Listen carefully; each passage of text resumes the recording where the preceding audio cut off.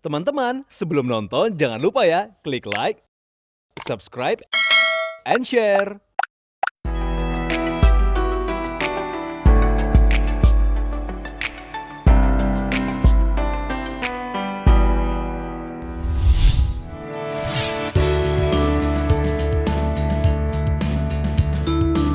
Cinta pada pandangan pertama, itulah yang dirasakan oleh presenter cantik Anesya Anggun Kinanti saat bertemu dengan sang calon imam untuk pertama kalinya, Arfiansyah Riza Wibawa. Secara kebetulan, keduanya memang dipertemukan oleh salah satu teman mereka. Awal kenal tuh aku janjian sama teman kan, ketemuan di sebuah kafe. Terus ternyata temanku tuh ngajak dia. Sebenarnya bukan untuk dikenalin, kayak emang lagi ngumpul bareng aja gitu kan. Jadinya ya udah, terus pertama kali kenalan di situ. Terus aku ngeliat pas pertama kali kenalan dia tuh kayak langsung kayak senyum-senyum gitu kan, matanya tuh kayak wah gitu ngelihat aku kan mungkin, jadi kayak aku langsung wah kayak ini orang oke nih gitu. Kebalik ya? Nggak kebalik? Iya kamu yang ngeliatin aku duluan, dia ngeliatin aku duluan dengan tatapan kayak berkaca-kaca berlinang gitu kan. Kok berlinang ya? Kayak sedih berlinang. Kayak tau kan tatapan kayak langsung jatuh cinta gitu pada pandangan pertama ya nggak ya? First impressionnya sih emang anaknya tuh baik gitu, terus emang dia kan asik diajak ngobrol. Nah dari situ kayak wah anaknya asik juga nih, nggak lama emang kita sering ngobrol, sering jalan, masuk sih jadinya. Tuh. Masuk apa? Masuk, katanya cocok lah, ngerasa chemistry-nya dapet. Oh ya pertamanya sih ya basa-basi dulu lah gitu Iya, ya. momen ulang tahun. Momen ulang tahun, terus kayak wah kapan-kapan boleh nih ketemu lagi. Terus kebetulan kamu mau ulang tahun ya, terus belum ada planning kan. Dan itu pas banget, kita tuh ketemu sehari sebelum aku ulang tahun. Kayak nggak sengaja gitu waktunya.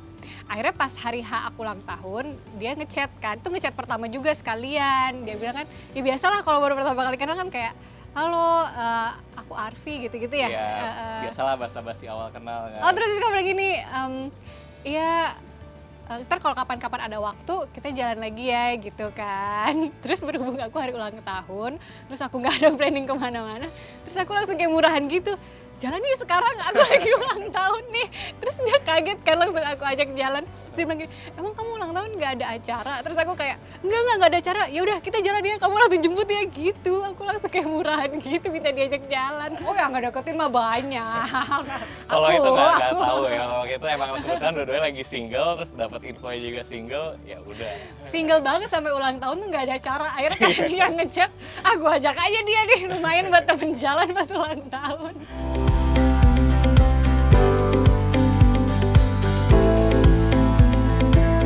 Entah mengapa, takdir sepertinya telah mengatur keduanya untuk bertemu.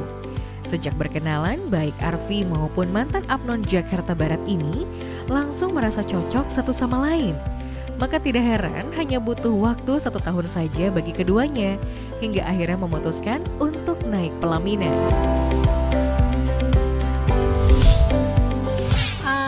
Kalau sampai akhirnya memutuskan lupa, tapi yang kita selalu ingat itu dari awal kenalan sampai nikah itu 1 tahun, karena kita tuh udah menentukan tanggal nikah itu di tanggal pertama kali kita ketemu.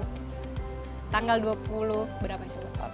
Hah? 24. Bener 24. Tanggal 24 November gitu.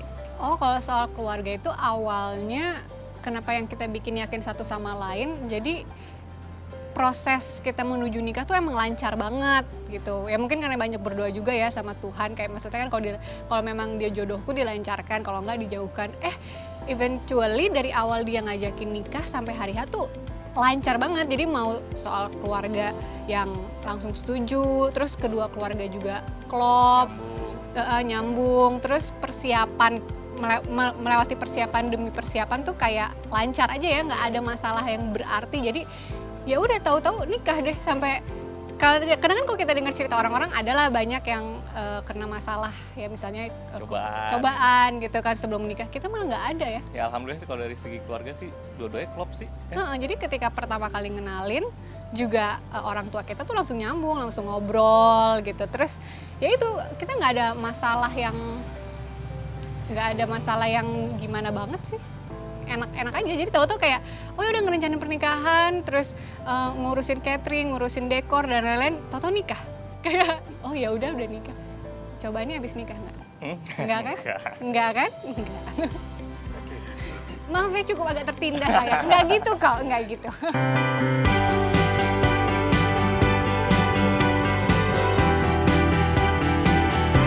Sebagai mantan Apnon, Nesya merasa bahagia karena keinginannya untuk bisa menikah dengan seorang abang Betawi akhirnya bisa diwujudkan di dunia nyata.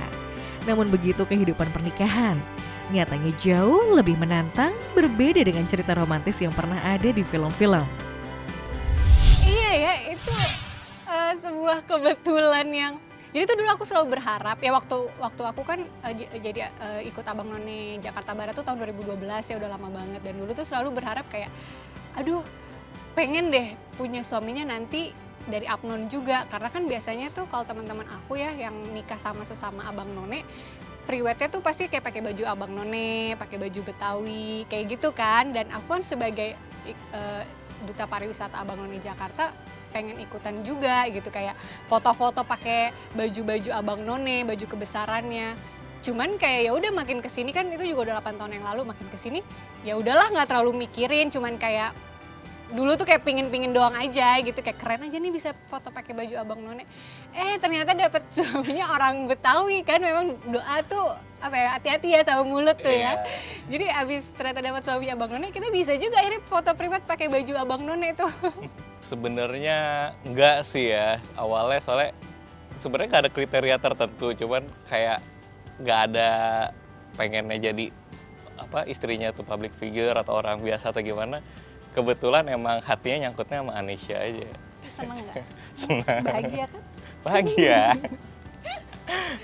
Semua orang yang setelah menikah pasti akan merasakan itu sih, ada stage-nya. Gitu. Jadi kayak kalau sebelum nikah kan pasti romantis-romantisnya. Ya itu kan sebelum nikah aku diajak jalan-jalan terus, abis nikah mana yang udah nggak, alasannya pandemi aja terus. Emang nggak bisa keluar ya dia. Terus mungkin apa ya perubahannya kalau kamu? Kalau aku sih ya kayak sebenarnya ya mungkin karena lebih tahu kebiasaan sehari-harinya dan lain-lain. Tapi sebenarnya masih nggak terlalu beda. Justru kalau sifat dari awal kita emang udah kita niatnya dari kenal terus nggak lama mau serius gitu kan. Jadi sifat satu sama lain udah tahu ya, paling kebiasaan-kebiasaannya di-adjust lagi aja gitu. Aku tahu sih sebenarnya yang kamu rasakan selama nikah. Kamu lebih sering dimarahin dan diomelin, ya nggak sih?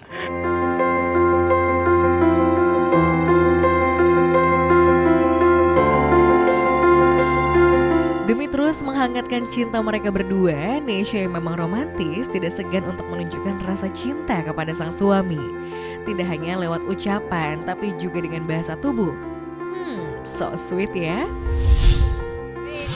Sama sering, cuman bedanya dipaksa. Kalau sekarang diwajibin. Jadi misalnya kalau aku bilang gini nih, I love you. Kalau aku diem, wah Aku lagi, I love you sayang. I love you gitu harus panjang lebih ngegas. Jadi kalau dulu kan masih pacaran kayak I love you, terus dia lagi nggak ngomong atau apa, ya udah gitu. Sekarang aku lagi diem nih, terus aku bilang I love you, terus dia diem aja. Terus aku kayak I love you sayang, terus dia masih diem nih karena ngapa? Yang I love you. Mana I love sekarang you. I love you too. Ya gitu. Lebih wajib ngomongnya. Kan harus tetap mesra terus dong, biar kita romantis terus. Jadi dia nih orangnya suka ngulik-ngulik gitu loh, kayak ngerti gak sih? Suka nyoel-nyoel. Jadi misalnya aku lagi anteng-anteng aja, ntar dia ngomong apalah yang bikin aku cemburu, atau misalnya dia ya iseng-iseng aja, kecil-kecil terus, atau misalnya dia tahu nih aku nggak suka dia ngelakuin sesuatu gitu, misalnya naruh handuk sembarangan, dilakuin lah sama dia, mungkin lupa atau gimana. Jadi tuh aku lagi anteng-anteng, ada aja tiba-tiba jadi kesel gitu kan, pengen marah gara-gara dia ulahnya kayak gitu. Kayak aku suka bilang, kamu nih kayaknya emang seneng dimarahin anaknya, soalnya kalau aku lagi diem-diem aja dia tuh suka kayak nyoel-nyoel gitu, bikin emosi. Biar nggak flat aja hubungannya, Mas. Selalu ngomongin. Terus kadang ngomongin gini kan, kamu lebih baik minta maaf daripada minta izin.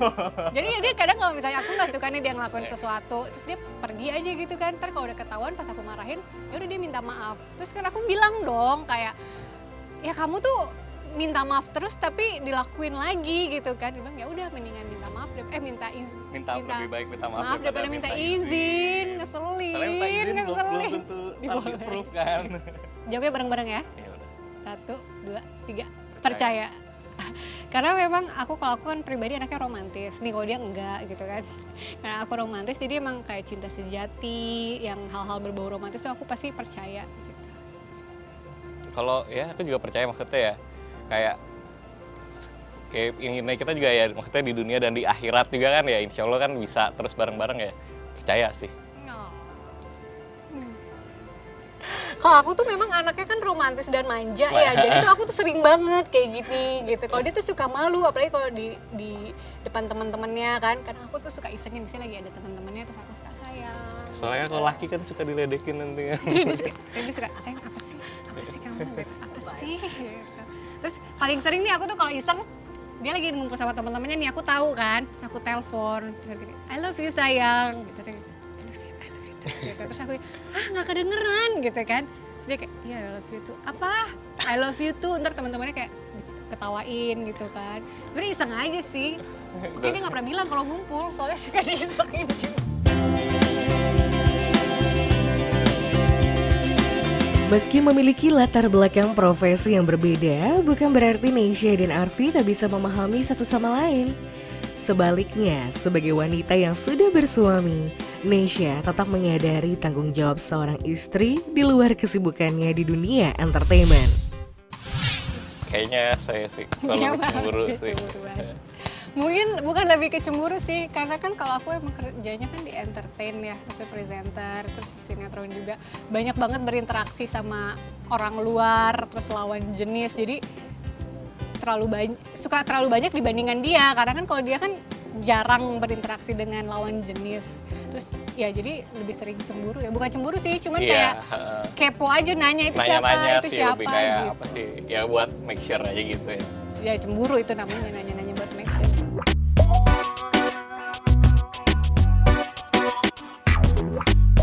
Selama masa pandemi lalu, saat mematuhi aturan PSBB yang ditetapkan oleh pemerintah, Neysha dan Arfi banyak menghabiskan masa-masa quality time bersama, meski harus berada di rumah saja. Salah satunya bereksperimen di dapur, mencoba mengolah menu baru yang terbilang cukup unik. Oh ada masakannya, udah. kalau masakannya fusionnya gitu, apalagi kita kadang suka ada yang Indonesia sama yang European gitu kan.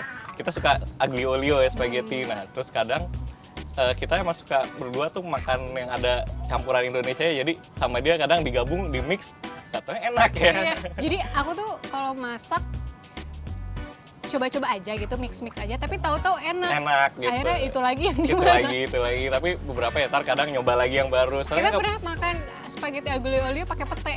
Dan ternyata itu enak ternyata. Ya asal tahu sama daging mix and match. sama Ya, daging kasih potong gitu, jadi dan pete. diffusion gitu jadi. Jadi enak. Udah gitu kan kemarin kan kita banyak PSBB di rumah, akhirnya kita coba masakan-masakan Iya, baru, akhirnya makanan-makanan ada waktu buat baru, coba-coba. Rasanya Karena enak. kita Ada gunain ada sisa pete. bahan-bahan yang ada. Daripada mesti keluar lagi kan.